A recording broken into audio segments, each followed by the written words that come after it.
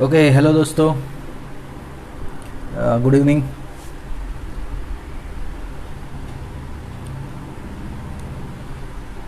आज 7/10/2020 है और आपने देखा रहेगा कि जो ये अक्टूबर की सीरीज़ है फेस्टिवल के चलते और जो भी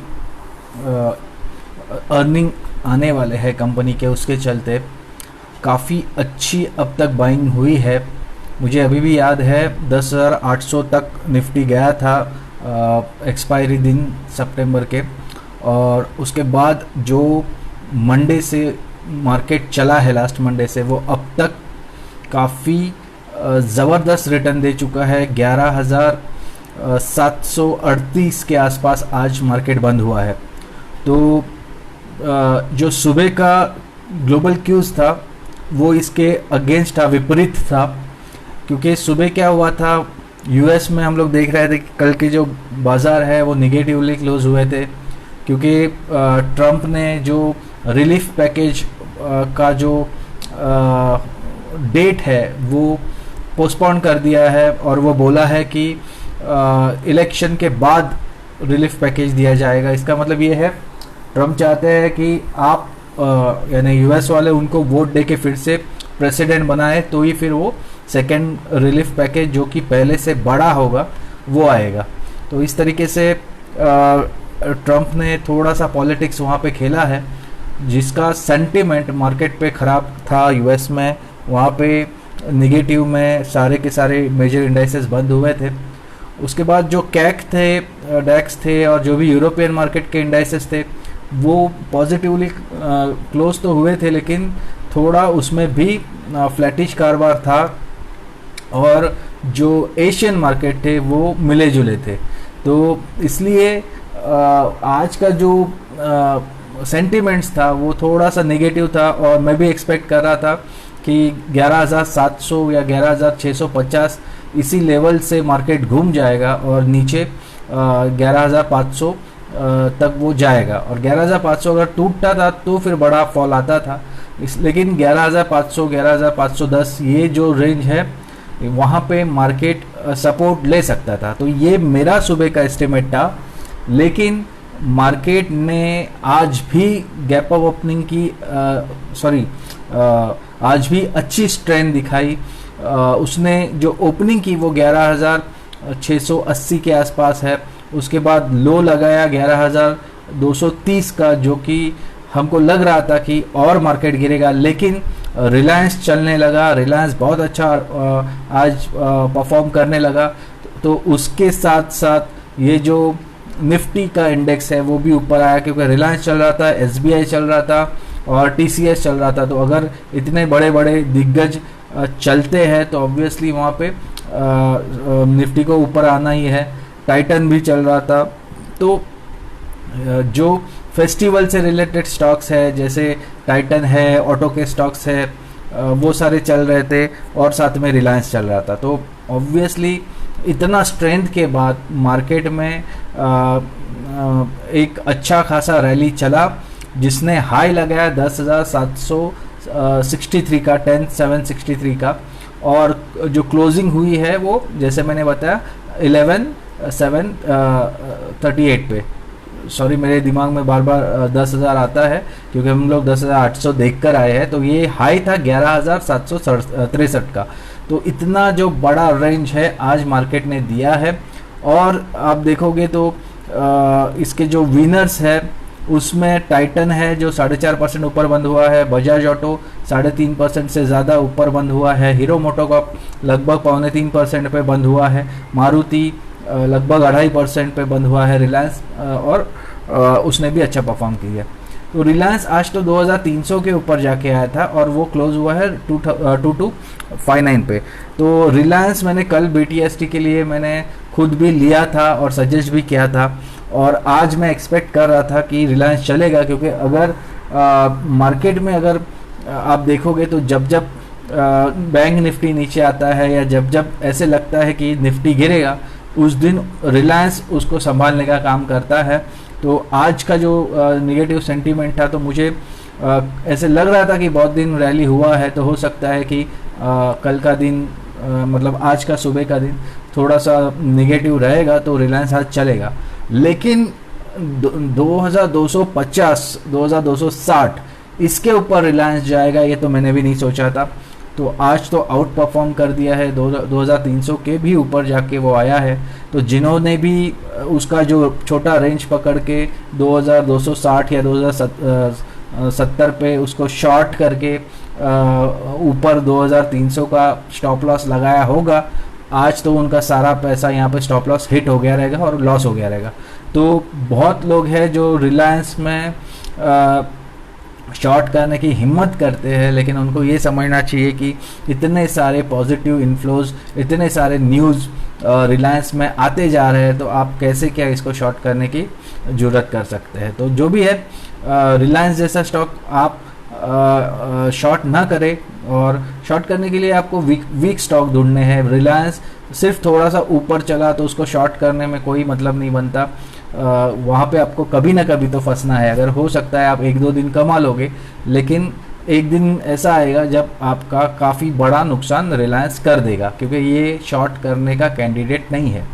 तो Maruti auto, Bajaj auto, Hero moto, ये सारे क्यों चल रहे? तो ये फेस्टिवल के पहले जो डिमांड आएगा और जो पहले ही उसके नंबर्स जो अच्छे आए हैं, तो इन सारी चीज़ों की वजह से चल रहा है। और इसमें आप देखोगे बजाज ऑटो और हीरो मोटो चल रहा है, इसका मतलब क्या है? रूरल में भी डिमांड अच्छा है, तो इसीलिए ये सारे चलते हैं। एस्कॉर्ट चला था तो ये भी चल रहा है, तो रूरल कंजम्पशन भी शायद अच्छा चल रहा है क्योंकि वहाँ पे मानसून भी अच्छा था। जो गिरावट के समय है आप देखोगे उसमें जो लूजर्स है उसमें बजाज फाइनेंस है, बीपीसीएल है, हिंडाल्को है, टाटा मोटर्स है, पावर ग्रिड है।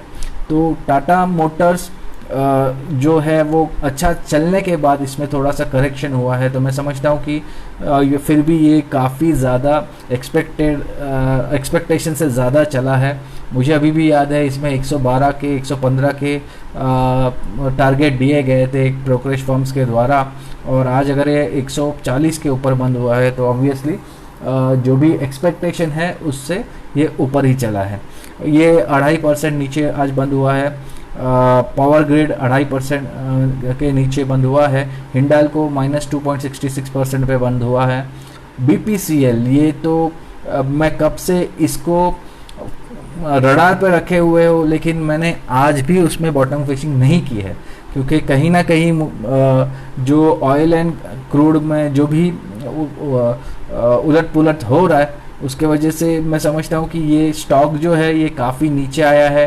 पहले तो सिर्फ इसीलिए नीचे था कि जो डिसइन्वेस्टमेंट की न्यूज़ है वो डिले हो गई थी, लेकिन अब जो ऑयल एंड गैस सेक्टर में जो भी चल रहा है अब उसके वजह से ओएमसीज नीचे है, तो बीपीसीएल भी 342 पे है। तो ये कंपनी फंडामेंटल वाइज अच्छी है, लेकिन इसमें अभी कोई प्राइस उसको देना नहीं चाहता। वैल्यूएशन वाइज ये मेरे ख्याल से अंडर ओन्ड भी है और अंडर वैल्यूड भी है, फिर भी इसमें कोई इन्वेस्टेड फिलहाल नहीं रहना चाहता, पता नहीं क्या है। उसके बाद बजाज फाइनेंस, तो बजाज फाइनेंस तो बजाज फिनसर्व के जो मैनेजमेंट ने एक आउटलुक के बारे में एक कॉशियसनेस दिखाया है, उसका प्रॉब्लम ये हुआ कि बजाज फाइनेंस जैसा स्टॉक 4% ज़्यादा नीचे बंद हुआ है। तो ये 5% भी नीचे गया था, तो 3300 के भी ये नीचे जाकर आया आज के दिन में, और क्लोजिंग हुई है 3333 पे। तो 3333 ये मैजिक फिगर पे जाके वो बंद हुआ है। तो ये जो दोस्तों कल का बाइंग स्टॉक था, कल उसने अच्छा रैली दिया था, अच्छा उसमें पैसा बना था, और आज आप देखो तो इसमें बहुत ज़्यादा बिकवाली आई है। तो ये था आज का मार्केट अपडेट्स। तो आज कुछ स्टॉक्स मैंने टेलीग्राम पे सजेस्ट किए थे, उसके बारे में थोड़ा मैं बता देता हूँ। जो न्यूज़ बेस्ड स्टॉक थे उसमें डिक्सन के बारे में मैंने थोड़ा ज़्यादा कन्विक्शन दिखाया था, क्योंकि वो 10,000 से जाकर आया था, इसलिए मैंने बोला था कि ये ज़रूर देखो, और हुआ भी वैसा। ये 9050 का उसने हाई लगाया, और जितना भी उसने बढ़त बनाया था वो सारा उसने गवा दिया, और -0.04% पे जाके ये बंद हुआ। तो ऑब्वियसली H1B वीज़ा से रिलेटेड ट्रम्प ने वहाँ पे कुछ अनाउंसमेंट किया है ताकि वहाँ का जो एम्प्लॉयमेंट है वो और बढ़े और उनको सैलरी भी अच्छा मिले वहाँ के आईटी प्रोफेशनल को। तो यहाँ का जो प्रोफेशनल बाहर के देशों से जाते हैं उनका थोड़ा सा यहाँ पे एक डिसअपॉइंटमेंट रहेगा, लेकिन ऑब्वियसली वहाँ पे इलेक्शन है तो वहाँ पे गाजर देना बनता है। तो ट्रम्प ने वहाँ पे आईटी सेक्टर में एक गाजर दिया है, तो उसका इफ़ेक्ट इंडियन मार्केट पे होगा ऐसे बहुत लोगों को लग रहा था। इसलिए आईटी सेक्टर के कुछ चुनिंदा स्टॉक्स में ही बिकवाली थी, लेकिन IT as a pack strong है क्योंकि आईटी बहुत अच्छे क्वार्टरली रिजल्ट देने वाले हैं। टीसीएस का बायबैक स्टोरी है, तो इसलिए आप देखोगे टीसीएस है, इन्फोसिस है, ये सारे जो लीडिंग स्टॉक है जिनके रिजल्ट अभी इस वीक में आने वाले हैं तो वो अच्छे चले थे। और मैं समझता हूँ कि जो बाकी का जो स्टॉक्स था उसमें रेमंड मैंने शॉर्ट साइड के लिए दिया था मैंने, और उसके साथ एक शॉर्ट रेमंड का जो स्टोरी था वो तो आपको पता है कि उसका रेमंड का एक आज ही सुबह एक निगेटिव न्यूज़ आया था, उसकी वजह से हमने उसको शॉर्ट किया था। और उसके अलावा मैंने सन फार्मा में शॉर्ट बोला था, लेकिन सन फार्मा थोड़ा सा हमको मतलब फार्मा सेक्टर स्टॉक सुबह सुबह थोड़ा ऊपर का साइड में जाएगा ऐसा लगा था, लेकिन फिर उसमें बिकवाली आ गई। तो मैंने भी आज ग्लेनमार्क फार्मा में थोड़ा सा काम करने का कोशिश किया, लेकिन वहाँ पे मेरा स्टॉप लॉस ट्रिगर हुआ क्योंकि सन फार्मा मतलब जो फार्मा में जो ट्रेंड दिख रहा था सुबह सुबह जब निफ्टी नीचे आया था वो फिजल आउट हो गया। और रिलायंस ने और एसबीआई ने सारे जो इम्पोर्टेंट स्टॉक्स है टाइटन ने उनको अच्छा चला। तो अक्टूबर सीरीज़ के जो मैंने कॉल्स दिए थे, टाइटन दिया था, एशियन पेंट दिया था, बाटा दिया था, इन सारों ने अच्छा अब तक रिटर्न दिया है। मैं समझता हूँ कि जो इलेक्ट्रिकल के जो कंपनीज़ है जैसे हेवेल्स है और जो अभी तो जो वोल्टास है या फिर जो बजाज इलेक्ट्रिकल है, ये सारे अब तक चले नहीं हैं, तो उन पे हमको थोड़ा सा ध्यान देना चाहिए क्योंकि दिवाली के पहले, दसरा के पहले ये सब चीज़ों में डिमांड आएगी। और मैं समझता हूँ कि ये एक अच्छा मौका है कि अगर आप अभी से बाय कर लो तो कुछ दिन में आपको रिटर्न अच्छा मिलेगा। देखो मैंने बोला था बाटा, बाद में टाइटन और एशियन पेंट, ये हमने कितने जल्दी पकड़ लिए, तब जाके अपना यहाँ पे पैसा बना है। तो वैसे ही आपको ये सारे स्टॉक्स को देखना चाहिए। मेरा आज का जो डिस्क्लेमर्स था वो ये था कि पहला चीज़ है, जब निफ्टी 10,800 पे था तब मैंने काफ़ी ज़्यादा इन्वेस्टमेंट स्मॉल केसेस में किया था क्योंकि वो टाइम पे 10,200 तक जाएगा मार्केट ऐसे लग रहा था, इसलिए मैंने स्टॉक्स तो कोई बाय करने की हिम्मत नहीं की थी, लेकिन मैंने स्मॉल केसेस में अपना इन्वेस्टमेंट बढ़ाया था। और आज मैंने उसमें से इक्विटी एंड गोल्ड का जो स्मॉल केस है वो 3.5% का रिटर्न पे मैंने प्रॉफिट बुक कर लिया और उसमें से एग्जिट मार दिया। वहाँ पे एक डिसेंट वहाँ पे अमाउंट मेरा बना है। दूसरा जो मेरा मैंने पहले ही बोला कि रिलायंस में मैंने BTST में कमा लिया, और तीसरा है वो HUL मैंने कमाया। HUL का 1190 पे मेरे पास स्टॉक था जब सुबह मतलब पहले वो नीचे जा रहा था तब मैंने उसको थोड़ा सा ख़रीदा था, और जब वो 1125-1100 के नीचे था, 28 के आसपास था, तब मैंने उसमें एवरेजिंग की थी और मैंने उसको आज मैंने उसको निकाला है, एग्ज़िट मार दिया 1147 पे। तो 1147 पे मैंने एग्ज़िट मारा और उसके बाद स्टॉक वो काफ़ी नीचे गिरा, 1134 पे था जब मैंने आखिरी बार उसको देखा था। उसके बाद कहाँ क्लोज हुआ पता नहीं, बट मेरा जो एग्ज़िट था वो सही टाइम पे निकला। और मैंने कुछ स्टॉक टेक्निकल बेस्ड पे दिए थे। एक तो मैंने मुथूट फाइनेंस दिया था क्योंकि वो 1200 की तरफ चल पड़ा था, कल भी उसने 1200 लगाया था, आज भी 1199 तक चला था। तो इसमें मैंने आज इंट्राडे किया। और टाटा केमिकल्स, उसमें मैंने आज कुछ किया भी नहीं, लेकिन अच्छा हुआ कुछ किया नहीं क्योंकि वो 300 पे जाके बंद हुआ। तो टाटा केमिकल्स में 2 दिन से हमको अच्छा ब्रेकआउट का हमको इंतज़ार था, लेकिन वो हुआ नहीं है और स्टॉक नीचे जाके बैठा है। तो देखते हैं आगे क्या होता है, क्योंकि ऐसे हमारे साथ जुबिलेंट फूड में भी उस दिन हुआ था। एक बार हमने उसमें पैसा बना लिया, लेकिन दूसरी बार स्टॉक 2400 तोड़ के नीचे चला गया, तो उसके बाद वो मतलब अपना जो ट्रेड है वो गलत गलत पड़ गया। तो ऐसे होते रहता है मार्केट में, इसलिए स्टॉप लॉस लगाना काफ़ी इम्पॉर्टेंट है, क्योंकि बहुत बार ऐसे होता है लोग स्टॉप लॉस नहीं लगाते और उनको बहुत बड़ा बड़ा नुकसान हो जाता है। कल ही एक मेरी बैचमेट ने, जो जिनके साथ इंजीनियरिंग मैंने साथ में किया था, उन्होंने अपना पोर्टफोलियो शेयर किया, तो मैं दंग रह गया, क्योंकि 80-90% का लॉसेस एक एक स्टॉक में था। मैं सोच रहा था कि अरे ये क्या हो गया, मतलब ध्यान क्यों नहीं दिया। तो ऑब्वियसली उसने कुछ रीजंस भी मुझे गिना है, लेकिन उसके वजह से मतलब मोर देन 1.25 लाख का उसको नुकसान है। और वो स्टॉक्स ऐसे हैं जिसमें उसको अब लॉसेस बुक करके निकलना ही पड़ेगा, क्योंकि वो जैन इरिगेशन है, डिशमैन है, विवीमेड है, और ऐसे सारे स्टॉक्स हैं। और जिसमें थोड़ा मौका भी है वो भी काफ़ी नीचे अब चले गए हैं, जैसे इंडिया बुल्स है, उसके बाद क्या था, SBI था, और एक था। तो ऐसे ऐसे मतलब स्टॉक्स कोई खरीद के इतना टाइम उसको बिना देखे रख देता है और उसकी वजह से इतना बड़ा नुकसान होता है, तो ये गलत है। देखो, अगर आप 10 में से आपके 3 या 4 स्टॉक अगर इतना आपको धोखा देते हैं तो मैं समझ सकता हूँ, लेकिन अगर 10 में से 8-9 स्टॉक अगर आपको धोखा दे रहे हैं, 1-2 स्टॉक ही अगर यहाँ पे बने रहे, तो इसका मतलब आपका स्टॉक सिलेक्शन कम्प्लीटली गलत है। तो मैं अभी भी बोलता हूँ कि मार्केट में लॉसेस होता है, लेकिन उस यहाँ पे गुड लॉसेस नाम का एक यहाँ पे अपने पास ऑप्शन होता है। गुड लॉसेस यानी स्टॉप लॉसेस। अगर आप स्टॉप लॉस करके आप निकल जाते हो, जो भी आपका रिस्क एपेटाइट है 8% 10% पे, तो आपको जो बड़ा लॉसेस है वो होगा नहीं।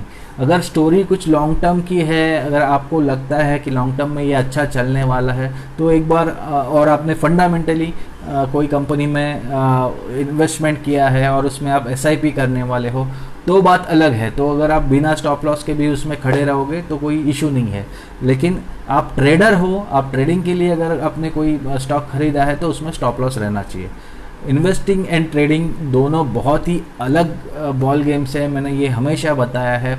मेरे पास आप यकीन नहीं मारोगे, दोनों तरीके के क्लाइंट्स हैं। कुछ लोगों को प्योरली इन्वेस्टिंग करना है, कुछ लोगों को प्योरली ट्रेडिंग करना है, तो मैं ये दोनों काम करता हूँ। आप देखो, मेरे ट्रेडिंग के स्टॉक्स अलग होते हैं, मेरे इन्वेस्टमेंट के स्टॉक अलग होते हैं। और मैं जब टेलीग्राम पे मैं जब बताता हूँ तब मैं वहाँ पे मेंशन करता हूँ कि ये लॉन्ग टर्म पोर्टफोलियो के लिए है, ये शॉर्ट टर्म पोर्टफोलियो के लिए है, और ये पोजिशनल ट्रेड के लिए है। तो ऑब्वियसली अगर हाई बीटा वाला कोई स्टॉक है, जैसे PVR है, जैसे जुबिलेंट फूड है, या जैसे इंडसइंड बैंक है, या ऐसे कोई भी स्टॉक जो लंबा लंबा आपको रेंज में खेलते हुए दिखेंगे, वो कोई भी इन्वेस्टमेंट के ग्रेड के स्टॉक्स नहीं है, तो उसमें मैं ट्रेडिंग करूँगा। और जो ऐसे स्टॉक्स है जैसे ICICI बैंक है, SBI है, या फिर HDFC है, या फिर जो भी फार्मा के दिग्गज है, तो वहाँ पे मैं इन्वेस्टिंग करूँगा। तो ये आपको समझना चाहिए कि आपको ट्रेडिंग और इन्वेस्टिंग के लिए अलग अलग डीमैट अकाउंट बनाने चाहिए, ताकि आपको पता रहे कि आपका गोल क्या है। ट्रेडिंग से आपको अर्न करना है, और जो इन्वेस्टिंग है उससे आपको लॉन्ग टर्म के फाइनेंशियल गोल्स कंप्लीट करने हैं, या फिर आपको वेल्थ बनानी है। तो ये मैं हमेशा बोलता हूँ कि दो आपको डीमैट अकाउंट अलग चाहिए। कल मैं देख रहा था कि ज़ेरोडा में कुछ फिर से प्रॉब्लम हुआ, तो मुझे समझ में नहीं आता कि ये ज़ेरोडा में नंबर 1 ये बन चुका है प्लेटफॉर्म, तो यहाँ पे इंट्राडे आप क्यों कर रहे हो? यहाँ पे आपको मोस्टली ये FNO वाले लोग यहाँ पे काम करते हैं, यहाँ पे इक्विटीज़ में इंट्राडे वाले काफ़ी कम है। तो इक्विटीज़ में अगर आपको काम करना है तो कोई अच्छा आपको ब्रोकरेज फर्म के पास डीमैट खोलना चाहिए, क्योंकि इक्विटीज़ में क्या होता है ना, आपको कस्टमर केयर का ज़रूरत बार बार पड़ता है, और मैं समझता हूँ कि सर्विसेज अच्छा मिलना ये इम्पोर्टेंट है। ज़ेरोडा में इतना नो फ्रिल्स टाइप का ये सिस्टम है, तो यहाँ पे उन लोगों के लिए ये अच्छा है जो अपना ब्रोकरेज बचाना चाहते हैं। लेकिन अगर आप ब्रोकरेज बचाने के चक्कर में ये जो टेक्निकल ग्लिचेस है उसकी वजह से लॉस करके बैठते हो, तो मैं समझता हूँ कि ये फिर आपके साथ गलत हो रहा है, क्योंकि इसमें आपका कोई आपका कोई इसमें गलती नहीं है। तो एनीवेज ये था आज का मार्केट अपडेट्स। मैं मार्केट पे मेरा चुका हूँ कि अगर यहाँ पे जो बिडेन अगर जीतता है, जो बाइडन अगर प्रेसिडेंट बन जाते हैं, तो यहाँ पे निफ्टी में 1000 से 1200 पॉइंट का फॉल एक ही दिन में आएगा। और ये रीज़न है कि यहाँ से आपको कॉशियस रहना है। 10,750 ये सब रेंज के ऊपर जाने के बाद मेरी हिम्मत नहीं हो रही है कि मैं यहाँ पे कुछ नया बाइंग करूँ। तो मेरा सिर्फ कोशिश ये चल रहा है कि जो स्टॉक्स में प्रॉफिट बन रहा है वो स्टॉक से एग्जिट करके दूसरा स्टॉक जो नीचे है लेकिन अच्छा कंपनी का है तो वहाँ पे मैं एवरेजिंग कर रहा हूँ, ताकि एक रीबैलेंसिंग होके धीरे धीरे मुझे सारे स्टॉक्स से एग्जिट मिले, और जब भी मार्केट फिर से नीचे आए तब मुझे फिर से एक री एंट्री के लिए मेरे पास कैश रहे। क्योंकि मेरा जो पहले का भी जो मेरा एक्सपीरियंस है वो यही बताता है कि मार्केट में अगर इस तरीके से रैली चल रही है तो उसका मतलब ये है कि मार्केट अपने आप को प्रिपेयर कर रहा है कि जब इलेक्शन का रिजल्ट आएगा तब मैं बहुत बड़ा भी अगर करेक्शन दे दूं तो भी मैं ऐसे रिस्पेक्टेबल लेवल पे जाकर खड़ा रहूं जहां से और फॉल ना हो जाए। तो मैं समझता हूं कि यही रीज़न है और मार्केट ऊपर जा रहा है। इंडियन डोमेस्टिक मार्केट में जो भी अच्छे कंपनी के अच्छे रिजल्ट आने वाले हैं, पहले जो 2 क्वार्टर्स है उसमें आप देखोगे तो क्वार्टर बाय क्वार्टर इम्प्रूवमेंट हो रहा है, तो ऑब्वियसली वो अपने को दिखाई देगा। बहुत सारा कंपनीज का जो बिजनेस है वो पूरी तरह से अब ऑपरेशनल हो चुका है और प्री कोविड लेवल पे जाकर बैठा है। तो डिमांड भी उनका जो भी उनका प्रोडक्ट्स या सर्विसेज है वो प्री कोविड लेवल पे जाके पहुंचा है। तो उसके वजह से मार्केट में अच्छा खासा रैली चल रहा है। लेकिन मैं अभी भी बोल रहा हूँ कि अपना पूरा ध्यान है वो यूएस के मार्केट पे रहना चाहिए, क्योंकि यूएस के मार्केट से ही हमको ट्रिगर आने वाले हैं। आज का मैं समझता हूँ कि मेरा सारा मार्केट पे का एस्टिमेट गलत निकला, लेकिन लकीली जितने स्टॉक्स पे मैं काम कर रहा था वो स्टॉक स्पेसिफिक मेरा सारा काम अच्छा रहा और उसके वजह से मैं कुछ कमा पाया। लेकिन मैं समझता हूँ कि अगर निफ्टी अगर कल को बहुत ज़्यादा वोलाटाइल हो जाता है तो फिर वहाँ पे अपने पास कम से कम कुछ हेजिंग होनी चाहिए, कुछ ऐसे स्टॉक में आप होने चाहिए जहाँ पे ज़्यादा फॉल के बाद आपको तकलीफ ना हो। क्योंकि जब मैं 10,800 पे अभी रिसेंटली मार्केट गया था, मैं समझता हूँ उस टाइम पे सबका जो इन्वेस्टमेंट था वो 11,000, 11,200, 11,300 इस लेवल पे हुआ था। और उन्होंने जो प्लानिंग की थी वो डाउन साइड 11,000 तक की थी। तो जब सिर्फ ये 200 पॉइंट जब मार्केट नीचे चला गया तो भी उनके स्टॉक्स इतने निगेटिव में चले गए कि उनकी नींद खराब हो गई थी। तो आप समझो कि अगर निफ्टी यूएस इलेक्शन के चक्कर में 1,000-1,200 पॉइंट नीचे जाता है, फिर से अगर ये 11,800, 11,500 चला 10,800, 10,500 चला जाता है तो आपके कितने स्टॉक्स ऐसे हैं जो यहाँ पे रेजिस्टेंस दिखा सकते हैं। तो आईटी और फार्मा ये आप डिफेंसिव सेक्टर समझ के चल रहे हो, लेकिन ये पहले ही इतने हाई पे जाके पहुँचे हैं कि इसमें अब हाथ डालने को भी डर लग रहा है, क्योंकि इतने हाई पे ये बैठे हैं कि यहाँ से अगर करेक्शन होता है तो आईटी फार्मा में भी करेक्शन होगा। तो मैं समझता हूँ कि ये कुछ चीज़ें हैं जो आप अपने ध्यान में रख के आप ट्रेडिंग करो। और हमेशा याद रखो कि अगर आपको कोई भी प्रॉब्लम रहेगा तो I am there to help you. आप मुझे कभी भी कांटेक्ट कर सकते हो और जो मेरे वीडियोस है उसके नीचे आप मुझे क्वेश्चंस पूछ सकते हो। तो जाने से पहले एक स्टैंडर्ड डिस्क्लेमर देना ज़रूरी है कि मैं सेबी रजिस्टर्ड रिसर्च एनालिस्ट हूँ नहीं, तो आप मेरे दिए हुए कॉल्स पे या टिप्स पे आप काम मत करो। खैर मैं उसको टिप्स नहीं कहूँगा, मैं सिर्फ स्टॉक सजेशन देता हूँ, क्योंकि मैं उसके लेवल्स वगैरह भी नहीं देता। मैं सिर्फ डायरेक्शन बताता हूँ कि कौन सा डायरेक्शन में कौन सा स्टॉक जाएगा और क्यों जाएगा, उसके पीछे के न्यूज़ क्या है या फंडामेंटल रीज़न क्या है। और बहुत कम बार मैं टेक्निकल स्टॉक्स आइडियाज़ देता हूँ। सेकेंडली, मैं NSE का सर्टिफाइड इन्वेस्टमेंट एनालिसिस प्रोफेशनल हूँ और NSE का सर्टिफाइड मार्केटिंग प्रोफेशनल लेवल 4 हूँ। और मैंने दिए हुए आइडियाज़ पे अगर आपको काम करना भी है तो आप अपने फाइनेंशियल एडवाइज़र से बात कीजिए और उनकी सलाह पे ही इन्वेस्टमेंट या ट्रेडिंग कीजिए। So guys, thank you very much, good bye.